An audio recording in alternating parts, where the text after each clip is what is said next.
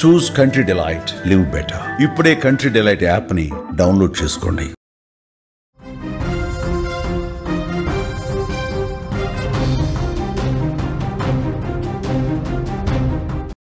విజ్ఞతతో ఆలోచించండి. విలువలు కలిగిన సమాచారాన్ని మాత్రమే ఇవ్వండి. ఎందుకంటే సహస్ర హత్య కేసులో హంతకుడెవరో ఇంతవరకు తేలలేదు. కానీ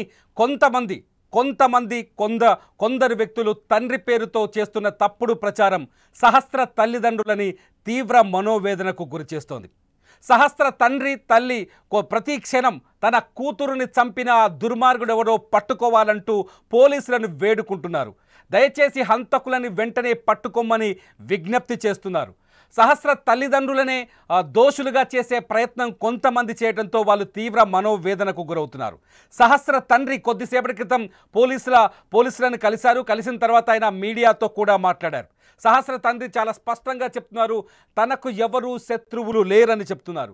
సీసీ కెమెరా ఫుటేజ్లో కొంత ఆనవాళ్లు కనిపించినట్టుగా పోలీసులు చెబుతున్నారని, అందులో ఒక వ్యక్తి బయటకు వెళ్ళే ప్రయత్నం చేస్తున్నట్టుగా అనుమానాలు కలిగాయని, ఆ వ్యక్తులకి ఇంకొక మహిళ అక్కడ సహకరించినట్టుగా కొంత సందేహం ఉందని, ఆ సీసీ కెమెరా ఫుటేజ్ సంగతి ఏంటో తేల్చాలని సహస్ర తండ్రి కొద్దిసేపటి క్రితమే పోలీస్ స్టేషన్ ముందు పోలీసుల విచారణ హాజరైన తర్వాత ఆయన మాట్లాడారు. ఒకసారి సహస్ర తండ్రి పోలీసు విచారణ తర్వాత పోలీసులకు సమాచారం ఇచ్చిన తర్వాత ఆయన ఏం మాట్లాడారో ఒక్కసారి సహస్ర తండ్రి బయట విందాం, ఆయన మాట్లాడిన మాటలు విందాం. చూడండి ఒకసారి.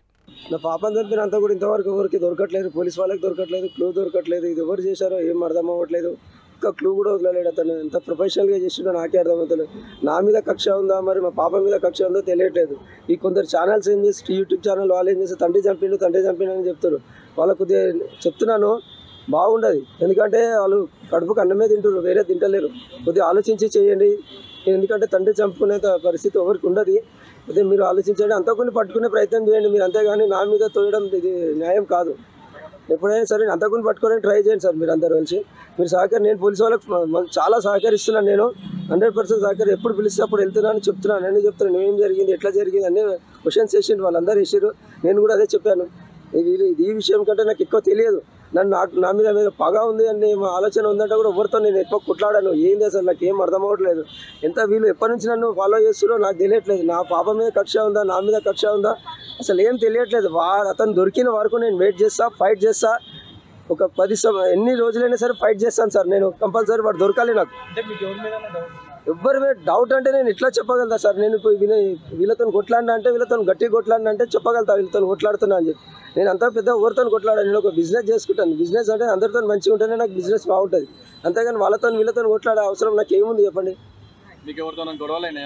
గొడవలు అంటే ఫ్యామిలీ గొడవలు ఉంటాయి సార్ బయట. అవి 2 years బ్యాక్ ఫ్యామిలీ గొడవలు తప్ప ఏం లేవు నాకు. ఇంకా బయట ఎక్కడ లేవు గొడవలు.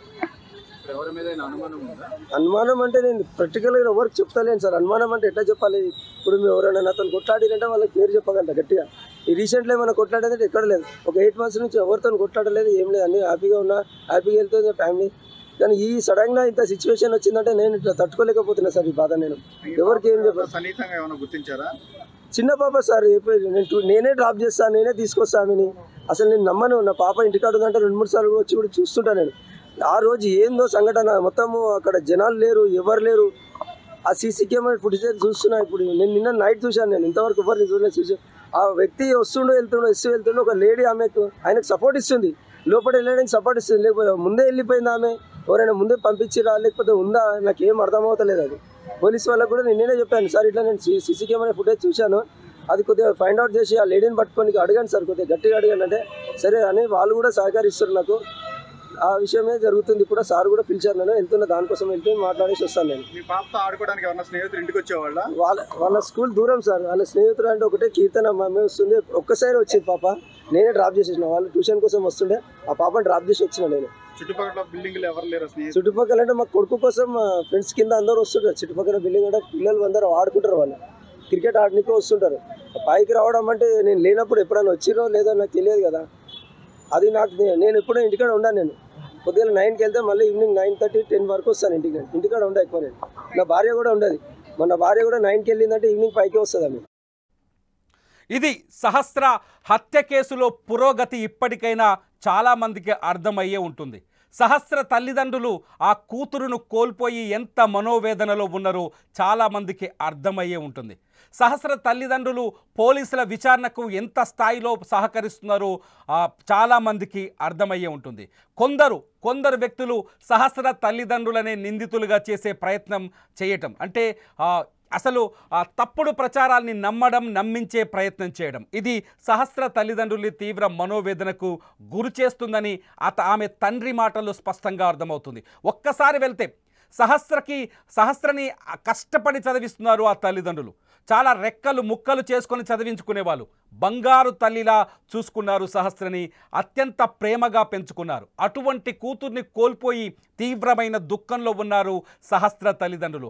ఆ దుఃఖంలో కూడా వాళ్ళని వేధించే విధంగా, వాళ్ళ మనసుని మళ్లించే విధంగా, వాళ్ళ మనసు గాయపడే విధంగా ప్రచారం చేయటం సహస్ర పేరెంట్స్ని తీవ్ర ఇబ్బందులకు గురి చేస్తుందని స్పష్టంగా సహస్ర తండ్రి కృష్ణ మాటలో మనకు అర్థమవుతుంది. ఆ రోజు కూడా కూతురుని నేను కన్న బంగారంలా చూసుకునేవాడిని, ఒక్కదాన్ని ఇంట్లో ఉంచి నేను నమ్మను, ప్రతిసారి నేను ఇంటికి వచ్చి నా కూతుర్ని చూసుకొని వెళ్ళేవాడినని చాలా స్పష్టంగా చెప్తున్నాడు సహస్ర తండ్రి. అంతేకాదు నాకు శత్రువులు కూడా ఎవరూ లేరని చాలా స్పష్టంగా చెప్తున్నారు సహస్ర తండ్రి కృష్ణ. కొంతకాలంగా చాలా ప్రశాంతమైన జీవితంలో కొనసాగుతున్నామని, అసలు వివాదాల జోలికే లేదు, అసలు వివాదాలు అనేవే తమకు లేవని చాలా స్పష్టంగా చెప్తున్నారు. చిన్న వ్యాపారిని నేను, చిరు వ్యాపారిని, చిన్న మెకానిక్ పని చేసుకునే ఒక వ్యాపారిని, నాకు శత్రువులు ఎందుకుంటారు, నేను అందరితో సానుకూలంగా సానుభూతితోనే ఉంటాను అనే విషయాన్ని చాలా స్పష్టంగా చెప్తున్నాడు సహస్ర తండ్రి. ఈ నేపథ్యంలో సహస్ర హంతకులు ఎవరు అనే ప్రశ్నకి సమాధానం దొరకటం లేదు. ఆ రోజు ఇంటి గేటుకు సంబంధించి ఒక సీసీటీవీ ఫుటేజ్ రిలీజ్ అయింది. ఆ సీసీటీవీ ఫుటేజ్ పైన కూడా సహస్ర తండ్రి కొన్ని అనుమానాలు వ్యక్తం చేస్తున్నాడు. సహస్ర తండ్రి అక్కడ స్పష్టంగా ఒక వ్యక్తి బయటకు వచ్చి లోపలికి వెళ్తున్నట్టుగా కొన్ని ఆధారాలు కనిపిస్తున్నాయి, వాటిని చూశాను నేను, వాటిపైన విచారణ జరపాలని పోలీసులకు రిక్వెస్ట్ చేశాను అని చెప్తున్నాడు సహస్ర తండ్రి. పోలీసులు ఈ కోణంలో కూడా విచారణ జరుపుతారనే నమ్మకాన్ని వ్యక్తం చేస్తున్నారు. ఎందుకంటే 5 రోజులుగా సహస్ర హంతకులు ఎవరనేది తెలియట్లేదు. చాలా స్పష్టంగా అర్థమవుతోంది సహస్రని ఒక పగతోనో కుట్రతోనో చంపారని అర్థమవుతుంది. ఎందుకంటే సహస్ర ఒంటిపైన 20కి పైగా కత్తిపోట్లను గుర్తించారు, మెడ భాగంలోనే 14 కత్తిపోట్లను గుర్తించారు. సో ఈ కుట్రదారులు ఎవరు, ఎందుకు సహస్ర పైన పగ తీర్చుకోవాలనుకున్నారు? సహస్ర తల్లిదండ్రులకు ఏమైనా శత్రువులు ఉన్నారా? వాళ్ళు చాలా స్పష్టంగా చెప్తున్నారు ఎవరు శత్రువులు లేరని. వాళ్ళ తల్లి మాటల్లో కావచ్చు, తండ్రి మాటల్లో కావచ్చు, చాలా స్పష్టంగా అర్థమవుతుంది వాళ్ళు కష్టజీవులు, కష్టపడి పనిచేసుకునే జీవులు, రూపాయి పోగేసుకొని భవిష్యత్తు కోసం దాచుకునే వ్యక్తులు. అటువంటి వ్యక్తులని పగబట్టాల్సిన అవసరం ఎవరికి వస్తుంది? అటువంటి వ్యక్తులపైన కక్ష తీర్చుకోవాల్సిన అవసరం ఎవరికి వస్తుంది?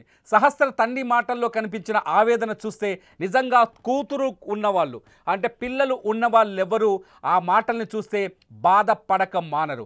ఆ తండ్రి ఆవేదనని, ఆ తండ్రి మాటల్లోని బాధని చూస్తే ఎవరికైనా గుండె నుంచి దుఃఖం పొంగుకొస్తుంది. బంగారం లాంటి కూతురు, 11 ఏళ్ల వయసు వచ్చిన తర్వాత కళ్ళ ముందే కూతురు రక్తపు మడుగులో శవంగా పడి ఉంటే ఆ శవాన్ని, ఆ మృతదేహాన్ని చూసిన తండ్రి గుండె ఎంత రోధిస్తుంది. అల్లారు ముద్దుగా పెంచుకున్న ఆ కూతురు ఇక తిరిగిరాని లోకాలకు వెళ్ళిపోయిందంటే ఆ తల్లి ఆవేదన ఎలా ఉంటుంది? తల్లిదండ్రులు ఎవరైనా సరే ఇటువంటి కూతురుని మిస్ అయింది అంటే, ఇటువంటి కూతురు దారుణ హత్యకు గురైందంటే భరించగలరా? సహస్ర తండ్రి మాటల్ని ఇప్పుడైనా గమనిస్తారా? సహస్ర హత్య కేసులో జరుగుతున్న విచారణ పైన దయచేసి నిజంగా నిజాయితీ గల సమాచారం అందితేనే దయచేసి కామెంట్ చేయండి. సహస్ర తండ్రి మాటలు మళ్ళీ ఒక్కసారి వినండి. సహస్ర హత్య కేసులో పురోగతి కోసం పోలీసులు ప్రయత్నిస్తున్నారు. సహస్ర హత్య కేసులో హంతకులలో కనిపెట్టే ప్రయత్నం చేస్తున్నారు. ఉద్దేశపూర్వకంగా ఈ దాడి జరిగిందా, లేకపోతే ఎవరు చంపారు, హంతకులు ఎక్కడున్నారనే విషయంలో కూడా పోలీసులకు స్పష్టత లేదు. రకరకాల కోణాల్లో, రకరకాల యాంగిల్స్లో పోలీసులు విచారణ జరుపుతున్నట్టుగా స్పష్టంగా అర్థమవుతుంది. సహస్ర పైన శత్రువులు ఎవరైనా ఉన్నారా సహస్ర కుటుంబానికి అనే కోణంలో తల్లిదండ్రులను పిలిచి వాళ్ళ దగ్గర వాళ్ళతో కూడా మాట్లాడారు కూకట్పల్లి పోలీసులు. మొత్తానికైతే సహస్ర కేసులో విచారణ ఒక చిక్కుముడిగా మారింది. దీనికి పోలీసులు ఎప్పుడు సొల్యూషన్ చూపిస్తారో, ఆ చిక్కుముడిని ఎప్పుడు విప్పుతారన్నది ఇప్పుడు ఆసక్తికరంగా మారుతోంది. నా పాపం చంపినంత కూడా ఇంతవరకు ఎవరికి దొరకట్లేదు, పోలీస్ వాళ్ళకి దొరకట్లేదు, క్లూ దొరకట్లేదు. ఇది ఎవరు చేశారో ఏం అర్థం అవ్వట్లేదు. ఇంకా క్లూ కూడా వదలలేడు అతను. ఎంత ప్రొఫెషనల్గా చేసిండో నాకే అర్థమవుతలేదు. నా మీద కక్ష ఉందా మరి మా పాప మీద కక్ష ఉందో తెలియట్లేదు. ఈ కొందరు ఛానల్స్ ఏం చేసి యూట్యూబ్ ఛానల్ వాళ్ళు ఏం చేస్తే తండ్రి చంపిండు అని చెప్తారు. వాళ్ళకు కొద్దిగా చెప్తున్నాను బాగుండదు. ఎందుకంటే వాళ్ళు కడుపుకు అన్నమే తింటారు, వేరే తింటలేరు. కొద్దిగా ఆలోచించి చేయండి. ఎందుకంటే తండ్రి చంపుకునే పరిస్థితి ఎవరికి ఉండదు. అదే మీరు ఆలోచించండి, అంతకుని పట్టుకునే ప్రయత్నం చేయండి మీరు. అంతేగాని నా మీద తోయడం ఇది న్యాయం కాదు. ఎప్పుడైనా సరే అంతకుని పట్టుకోవడానికి ట్రై చేయండి సార్. మీరు అందరూ కలిసి మీరు నేను పోలీసు వాళ్ళకి చాలా సహకరిస్తున్నాను. నేను 100% సహకరి. ఎప్పుడు పిలిస్తే అప్పుడు వెళ్తున్నాను, చెప్తున్నాను, అన్నీ చెప్తున్నాను. ఏం జరిగింది, ఎట్లా జరిగింది అన్నీ క్వశ్చన్స్ వేసిండు. వాళ్ళందరూ వేసారు.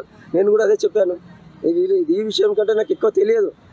నా మీద పగ ఉంది అని ఆలోచన ఉందంటే కూడా ఎవరితో నేను ఎక్కువ కొట్లాడాను. ఏంది అసలు నాకు ఏం అర్థం అవ్వట్లేదు. ఎంత వీళ్ళు ఎప్పటి నుంచి నన్ను ఫాలో చేస్తున్నారో నాకు తెలియట్లేదు. నా పాప మీద కక్ష ఉందా, నా మీద కక్ష ఉందా అసలు ఏం తెలియట్లేదు. అతను దొరికిన వరకు నేను వెయిట్ చేస్తా, ఫైట్ చేస్తా. ఒక 10 ఎన్ని రోజులైనా సరే ఫైట్ చేస్తాను సార్. నేను కంపల్సరీ వాడు దొరకాలి నాకు. ఎవ్వరి మీద డౌట్ అంటే నేను ఇట్లా చెప్పగలుగుతా సార్. నేను ఇప్పుడు వీళ్ళతో కొట్లాడినా అంటే, వీళ్ళతో గట్టిగా కొట్లాడినా అంటే చెప్పగలుగుతా వీళ్ళతో కొట్లాడుతున్నా అని చెప్పి. నేను అంతా పెద్ద ఎవరితో కొట్లాడాను. నేను ఒక బిజినెస్ చేసుకుంటాను. బిజినెస్ అంటే అందరితో మంచిగా ఉంటేనే నాకు బిజినెస్ బాగుంటుంది. అంతేగాని వీళ్ళతో కొట్లాడే అవసరం నాకు ఏముంది చెప్పండి. గొడవలు అంటే ఫ్యామిలీ గొడవలు ఉంటాయి సార్ బయట. అవి 2 years బ్యాక్ ఫ్యామిలీ గొడవలు తప్ప ఏం లేవు నాకు. ఇంకా బయట ఎక్కడ లేవు గొడవలు. అనుమానం అంటే నేను ప్రాక్టికల్గా ఎవరికి చెప్తలేను సార్. అనుమానం అంటే ఎట్లా చెప్పాలి. ఇప్పుడు మేము ఎవరైనా నాతో కొట్లాడినంటే వాళ్ళకి పేరు చెప్పగలట గట్టిగా. ఈ రీసెంట్లో ఏమైనా కొట్లాడేదంటే ఎక్కడ లేదు. ఒక 8 months నుంచి ఎవరితో కొట్లాడలేదు, ఏం లేదు. అన్నీ హ్యాపీగా ఉన్నా, హ్యాపీగా వెళ్తుంది ఫ్యామిలీ. కానీ ఈ సడన్గా ఇంత సిచ్యువేషన్ వచ్చిందంటే నేను ఇట్లా తట్టుకోలేకపోతున్నా సార్. ఈ బాధ నేను ఎవరికి ఏం చెప్పాలి. చిన్న పాప సార్. నేనే డ్రాప్ చేస్తాను, నేనే తీసుకొస్తాను. అసలు నేను నమ్మను. నా పాప ఇంటికాడ ఉందంటే 2-3 సార్లు వచ్చి కూడా చూస్తుంటా నేను. ఆ రోజు ఏందో సంఘటన మొత్తము అక్కడ జనాలు లేరు, ఎవరు లేరు. ఆ సీసీ కెమెరా ఫుటేజ్ చూస్తున్నా. ఇప్పుడు నేను నిన్న నైట్ చూశాను. నేను ఇంతవరకు ఎవరిని చూసాను. ఆ వ్యక్తి వెళ్తుండో ఒక లేడీ ఆయనకు సపోర్ట్ ఇస్తుంది. లోపల వెళ్ళడానికి సపోర్ట్ ఇస్తుంది. లేకపోతే ముందే వెళ్ళిపోయింది ఆమె. ఎవరైనా ముందే పంపించిరా లేకపోతే ఉందా నాకు ఏం అర్థమవుతలేదు. అది పోలీస్ వాళ్ళకు కూడా నేనే చెప్పాను సార్. ఇట్లా నేను సీసీ కెమెరా ఫుటేజ్ చూశాను, అది కొద్దిగా ఫైండ్ అవుట్ చేసి ఆ లేడీని పట్టుకొని అడగండి సార్, కొద్దిగా గట్టిగా అడగండి అంటే సరే అని వాళ్ళు కూడా సహకరిస్తారు నాకు. ఆ విషయమే జరుగుతుంది. ఇప్పుడు సార్ కూడా పిలిచారు. నేను వెళ్తున్నా, దానికోసం వెళ్తే మాట్లాడేసి వస్తాను. నేను మీ పాపతో ఆడుకోవడానికి ఎవరైనా స్నేహితులు ఇంటికి వచ్చేవాళ్ళ? వాళ్ళ స్కూల్ దూరం సార్. వాళ్ళ స్నేహితులు అంటే ఒకటే కీర్తన అమ్మాయి వస్తుంది. ఒక్కసారి వచ్చింది పాప. నేనే డ్రాప్ చేసేసిన. వాళ్ళు ట్యూషన్ కోసం వస్తుండే ఆ పాపని డ్రాప్ చేసి వచ్చిన నేను. చుట్టుపక్కల బిల్డింగ్లు ఎవరు లేరు? చుట్టుపక్కల అంటే మా కొడుకు కోసం మా ఫ్రెండ్స్ కింద అందరూ వస్తుంటారు. చుట్టుపక్కల బిల్డింగ్ అంటే పిల్లలు అందరూ ఆడుకుంటారు. వాళ్ళు క్రికెట్ ఆడడానికి వస్తుంటారు. పైకి రావడం అంటే నేను లేనప్పుడు ఎప్పుడైనా వచ్చిరో లేదో నాకు తెలియదు కదా. అది నాకు నేను ఎప్పుడూ ఇంటికాడ ఉన్నాను. నేను పొద్దున్న 9కి వెళ్తే మళ్ళీ ఈవినింగ్ 9:30, 10 వరకు వస్తాను ఇంటికి. నేను ఇంటికాడ ఉండే ఎక్కువ. నేను నా భార్య కూడా ఉండదు. మన భార్య కూడా 9కి వెళ్ళిందంటే ఈవినింగ్ 5కి వస్తుంది ఆమె.